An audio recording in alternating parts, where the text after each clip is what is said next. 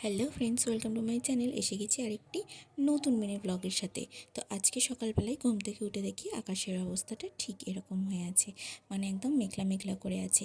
তো আমি তো উঠি অনেক সকালেই, উঠেই আমার নিজের কাজ করতে হয়।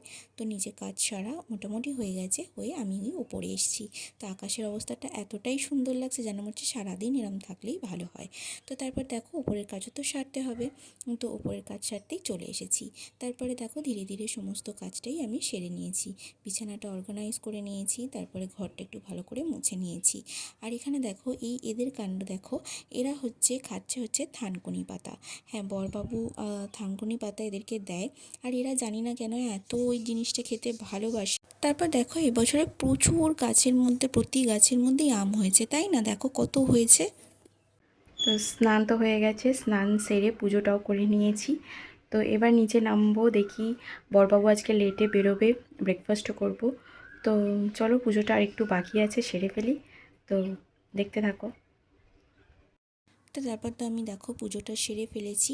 পুজোটা সেরে এবারে যাবো নিচে, একটু ব্রেকফাস্ট করব, তারপর বরবাবু খাবে, তার জন্য খাওয়া দাওয়া রেডি করব। তো এখনও অনেকগুলো কাজই বাকি আছে, সমস্ত এক এক করে করতে হবে।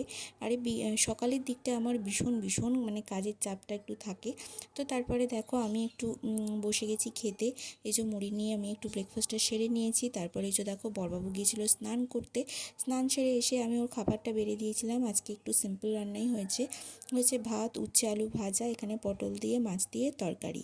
তারপরে ওর খাওয়া দাওয়া হয়ে যেতে সমস্ত হাঁড়ি, তারপরে রান্নাঘর সমস্ত আগেই পরিষ্কার করে রেখেছিলাম, হাঁড়িটা শুধু পরিষ্কার করে নিয়েছি আমি। ভাত হয়ে গেলেই হাঁড়ি থেকে আমি নামিয়ে একটা জায়গায় আলাদা করে নিই।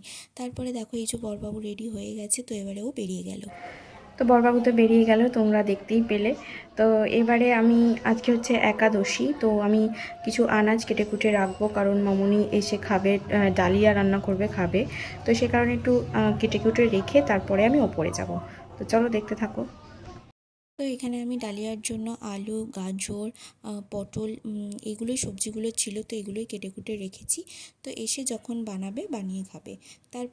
তারপরে আমার ইচ্ছা হলো একটুখানি আচার খাবো। এটা হচ্ছে তেঁতুলের আচার। তোমাদের কার কাদের এই তেঁতুলের আচার খেতে ভালো লাগে আমাকে কমেন্টে কিন্তু জানিও।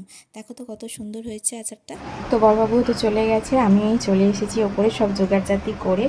আর আমি নিয়ে এসেছি এই আচারটা, এখন একটু বসে বসে খাবো। আমার মা আমাকে তৈরি করে পাঠিয়েছে এই আচারটা, ভীষণ ভালো খেতে হয়েছে। তো আমি যখনই ইচ্ছা করে তখনই খাই। তো এটা এখন বসে বসে খাবো। তো চলো, এটা আমি এখন বসে বসে খেয়ে নিই। তো আজকের ভিডিওটা এই পর্যন্তই থাক, দেখা হচ্ছে অন্য কোনো ভিডিওতে, আবারও আসবো। সঙ্গে থাকো, দেখতে থাকো। আর আমার চ্যানেল আর আমাকে যদি তোমাদের ভালো লেগে থাকে তাহলে প্লিজ চ্যানেলটা সাবস্ক্রাইব করে আমাদের সাথে থাকো।